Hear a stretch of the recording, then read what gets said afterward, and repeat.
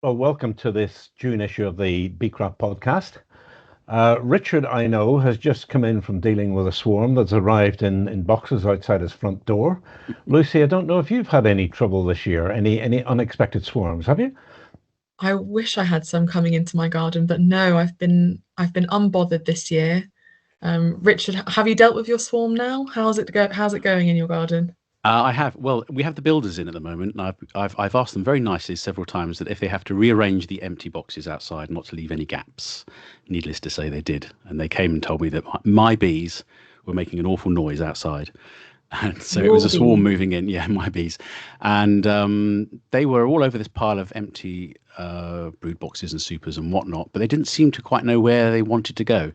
And it was like that for about an hour. And so I decided the queen must still be on the outside somewhere. So I took the boxes apart, and luckily she was on the outside of a box. So I was able to find her and mark her and put her in a cage.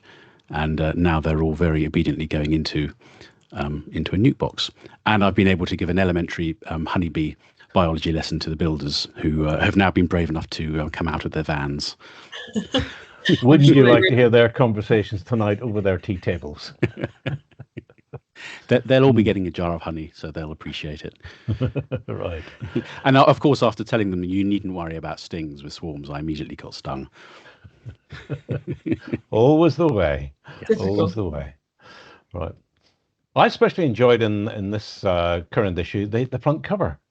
Wasn't it lovely? That weather vane with the queen bee and the comb.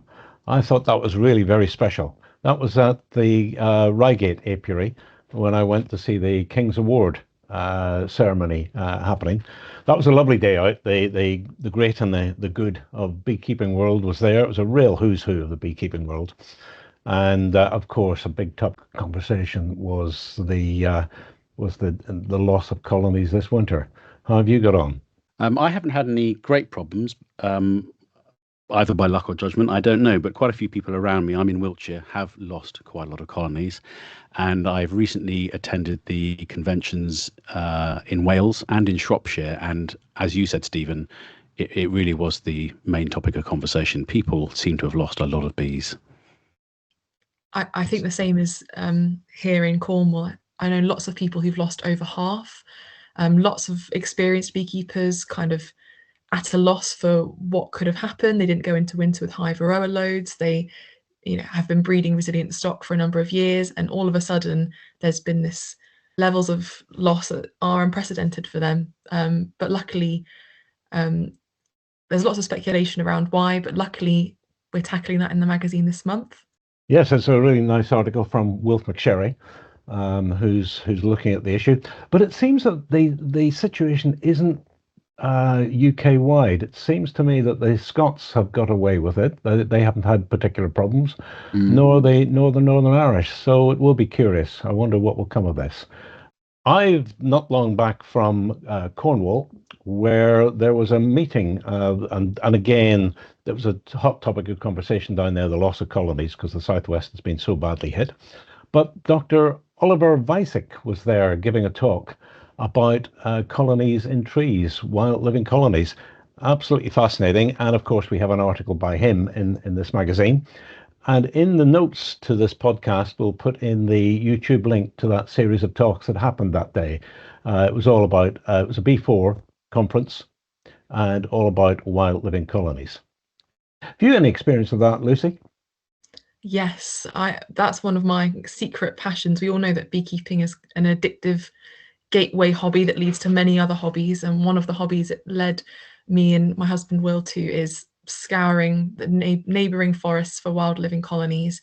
And one thing I really liked about Ollie's guide is it's very practical and beginner friendly. It's something I wish I'd read a few years ago when I started clambering about trying to find wild living colonies. But he talks about different possible methods, and his method two, the one where you're looking more so at trees for entrances rather than following bees and beelining, is the one that we tend to opt for. And that's we've done quite well with that in our little neck of the woods in Cornwall. And actually, that leads me on nicely to an article that I wrote this month, which includes a section on a wild living colony that I found in a British temperate rainforest in Dartmoor. It was a very lucky coincidence actually that I stumbled across this one, because my brother Charlie and I are doing a huge charity hike later this year where we're walking the perimeter of Dartmoor. So we were doing this big training hike, and it's the end of a very long and very wet day, as there are many of when you're hiking in Dartmoor.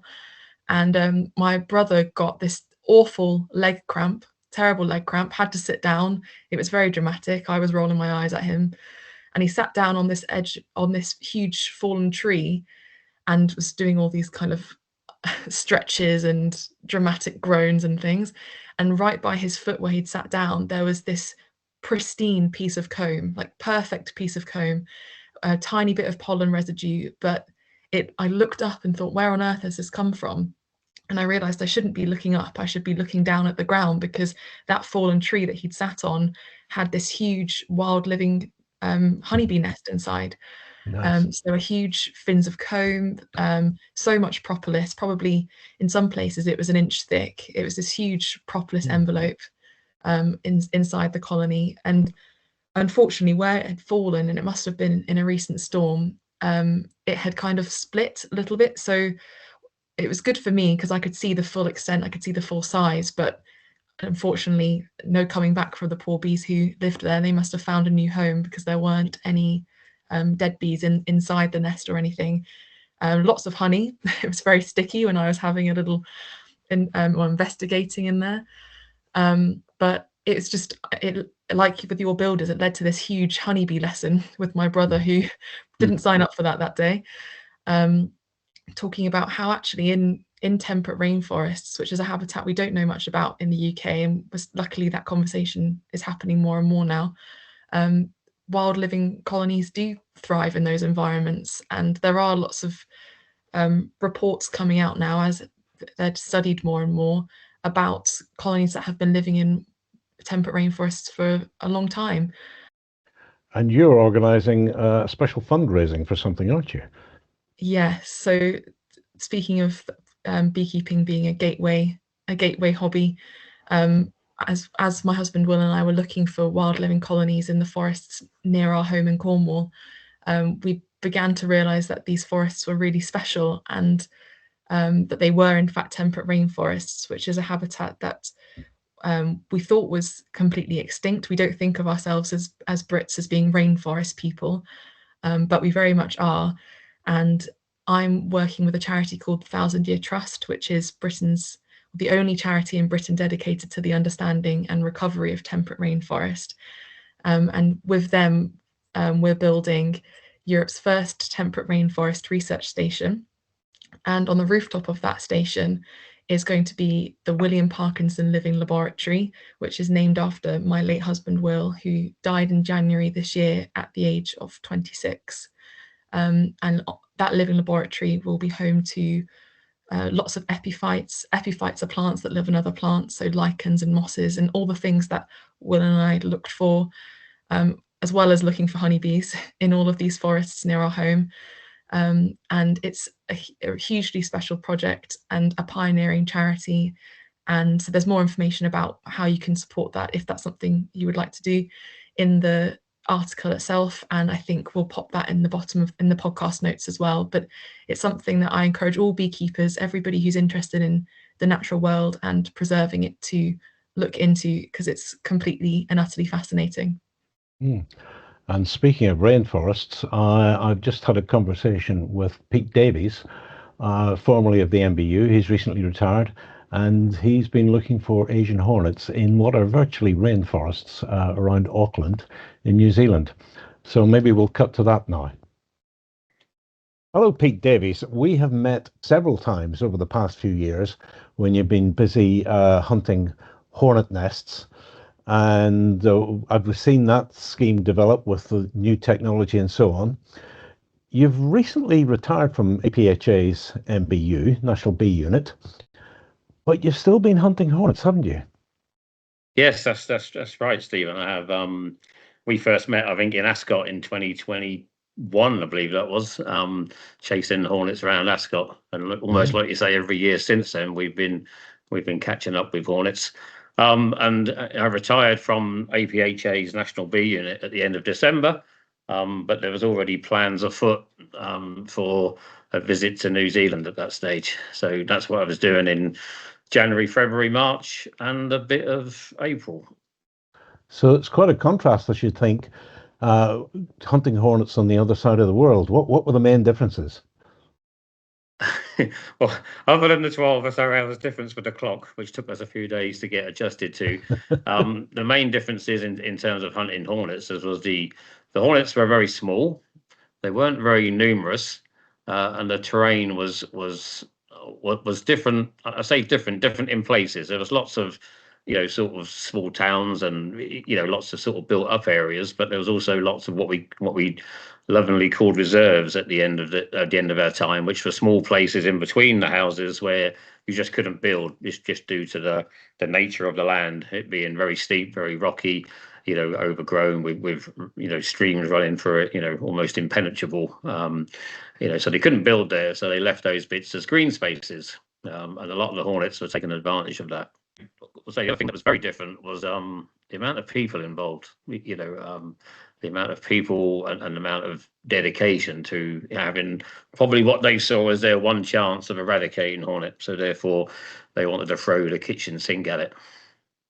And they're famed for the biosecurity in New Zealand anyway, aren't they? So presumably there's a big organization behind that. Yeah, there's a very big organisation behind all the biosecurity, and then you have the MPI, which is the Ministry of Primary Industries, which covers a whole host of that. And I certainly fell foul to the import restrictions, if you like, because as soon as you put on the paperwork that you're going to be involved with bees, they want to check all your equipment to make sure that you're not bringing nothing in that's going to harm their bees, if you like. So you say the hornets were smaller. Why do you think that is? Or my experience would tell me probably it's sort of the first year, so they're on the very edge of expansion, a single nest the previous year, mated obviously with themselves, if you like, at the end of that first year. The hornets were small, coming from small nests. It was only right towards the end that we started to see sort of what I'd call regular sized hornets, but they were few and far between. We're still finding small hornets and small nests. Even the last nest we found was smaller than a football. How many nests have they found so far? Do you know?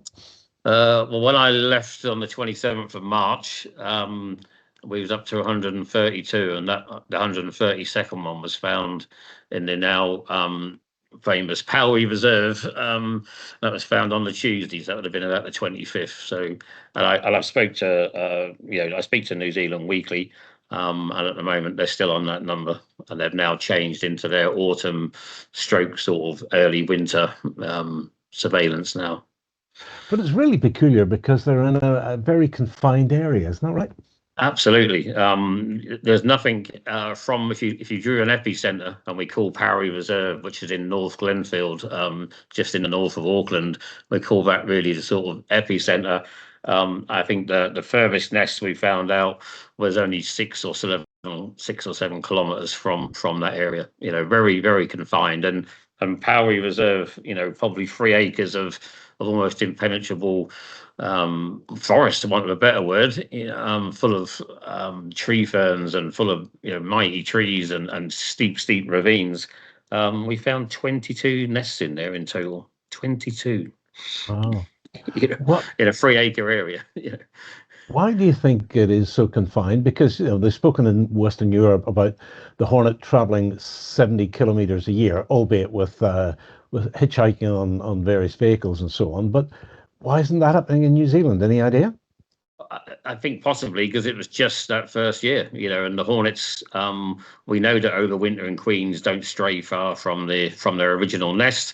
Probably at that time of year when they're hibernating, there's not so much. There was a worry about things like backpackers and people that went around with camper vans and this sort of thing, moving them around New Zealand. But I think at that time of year, the things go a bit quieter.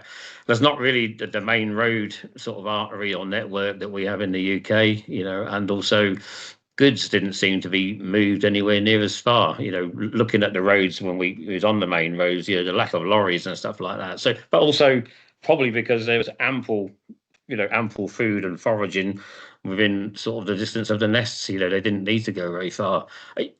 Left it another year or two, then I'm sure there'll be some outliers, and there may still be an outlier yet. We know that from the UK's experience. We get hornets in Kent, and then suddenly we get them in Yorkshire, up in Liverpool, down in Hampshire. We know they can travel. Do you think New Zealand has any hope of eradicating the hornet? Oh yeah, I do. Yeah, when we went there, me and Dan was discussing it on the flight, and we didn't obviously know what we were walking into or flying into. But having seen the setup and having seen the confinement of the hornet spread, then I'm sure, and I think it was. I think I was quoted in the recent National Geographic magazine as saying that we can eradicate this. The amount of eyes and ears and the network of beekeepers, the network of people that are looking, and the public engagement. They don't have European hornets. There's nothing to confuse it with. If you see a big buzzy thing, in New Zealand, it's probably going to be an Asian hornet. They do have wasps, which aren't native, so they don't mind getting rid of them either, sort of thing. But I think they have a good job, a good chance of containment. They're just going all out really to make sure they've got rid of it. They won't know that until obviously probably December, January next year. But we'll see. But they have a good chance of eradicating it, because it was so confined, and because they threw the kitchen sink at it, and if you like, me and Dan got on board and helped them to fast track their response. They had the people, they had some of the equipment that we recommended, and they were starting to find, one or two nests. The terrain looks ferocious from the photographs you've seen and the article that's in the current BeeCraft. I know you were training, but what was that terrain really like? It was, I'm a fairly old boy now, and I've got to say I wasn't as keen as I was to get down amongst it, because once you start to go down the side of the, it's not a cliff face, but you're at the top looking down, and it's like 25, 30 meters down, a very steep slope. Going down is one thing, and you get halfway down and you pick up momentum, and then you find the best way to go down is actually on your backside, sort of scooting down. Then of course you have to get up, and getting back up, is a and I found myself, picking my path as a diagonal path up the slope, holding on to bushes and anything I could find to get some sort of grip with. And of course you're doing all this wearing a hornet-proof suit. You're not, which is good because it does keep the mosquitoes off you, I have to say, because without them, they descend on you, especially people like me. A bit of white meat will love you, That was the other problem. You're down there in the dark, and you are in the sort of the dark and the gloom, and of course the hornets are dark, and you're listening and looking, and you're trying to see where you might think they'll be nesting. And we were surprised. They were nesting in some pretty dark, damp places, I have to say. Not what you would expect. Certainly not what we have. The main reason for us going out was to try and fast track their response. They were finding a few nests, but there was, they had the will, and they had the people, and they had the equipment, but they needed some basic knowledge to get them off the ground, if you like. And once you start to give people a bit of knowledge, and then they get experience, and then they're away, there's a bit like teaching a man to fish, sort of thing, type thing. It's little bits and pieces of what you might call fieldcraft that you pick up over the years, which they obviously didn't have, and that was our main reason for being there, was to fast track their response. And me and Dan spent quite a while putting together training programs and lots of slides and lots of best practice and all that lot. We didn't even get that out on the computer till about a week, 10 days into our visit, because it was so, just sit in a classroom and just watch that where actually if you went out with a team of 4 or 5 people for a couple of hours, and then the next morning in the afternoon went out with another team, and then the next morning go out with another team, and quickly get some basic experience into the team, and then keep sort of swapping around with that. I think when we got there was 6 teams at that stage, and these were 6 teams of 4 or 5 people looking for nests. There was also 40 people checking traps every day. And of course, if something's found in a trap, that gets highlighted as a nest tracing, to the nest tracing team sort of thing. So they had it all going on sort of thing. The time we left, they had 11 teams, and each team was 3 to 4 people. The Dan you're referring to, of course, is Dan Etheridge, and he's taken over your post at NBU this year in the hornet tracking. Is that right? Yeah, that's right. Since my retirement, I did the post for nigh on 3 years on a temporary basis because there was no permanent position as such, but it was always going to be made permanent, made into a permanent position. So Dan has been successful in his application for that, but that post includes, as I understand it, choppy alaps and also small hide beetle. So it's a more rounded post. You're going to miss it, though, aren't you? I'm already missing it. But I've the plan was not to retire and suddenly get myself even more buried in bees. I had an aim to cut down from. I've been having about 30 colonies for the last few years, but I was aiming to get down to 6. Because it would have been so easy from 30 to go to 40 to 50 to 60, because I used to have about 100 or so, and I've got a container full of equipment. So I organised to sell quite a lot of equipment, and I organised to get down to 6. I've also been fishing. I used to do a lot of fishing, and I've been fishing competitively, fishing matches, which is going quite well. I've not done that for about 15 years, and I've managed to pick up a few results and a little bit of coin, as they might say. What sort of fishing is this? This is course fishing, and I've been concentrating on a competition where they have several qualifying rounds to go to a big money final. I've not qualified yet. I'm not actually in the final, but I've been picking up a few results along the way. I miss the hornets. I keep reading all the stuff. I keep seeing all the reports. Jersey, New Zealand, Florida, Georgia, it's all kicking off again, and you can't help but sort of, take an interest, if you like, and I've just now completed the right form to apply for a release license because, I felt at some stage that, I might want to get involved, and I believe I have the credentials to allow me to have a release license because I, having done it for a few years. So I've applied to Natural England for a release license in case I can do some training, and actually be allowed to release hornet. Well, maybe we'll see you again this year somewhere at a hornet hunt. But thank you very much indeed for your article. A really good article in this June issue. And I do hope to see you through the year, Pete. Thank you very much indeed. It's been great fun working with you. And you. All right. All best regards. I suppose we're all wondering what the Asian hornet situation, the yellow-legged hornet situation, is going to be this year. Already I hear that there have been more than 2,000 queens caught on Jersey. Guernsey's had more than usual, and quite a few reports in the UK. So let's see where we go with this year. That will be more than interesting. Richard, what else have we got in the magazine? Well, we have all the usual spread of bits and bobs to do with beekeeping, practical, historical, and so on. So I've written an article about the Miller queen rearing method. So if you want to raise a few queens this year, that's a very good method to try if you're new to it. Stephen, you've written an excellent piece about drones, which is one of your specialities. Continuing the theme of trees, Ted Benton, our entomologist, has written a piece about the tree bumblebee.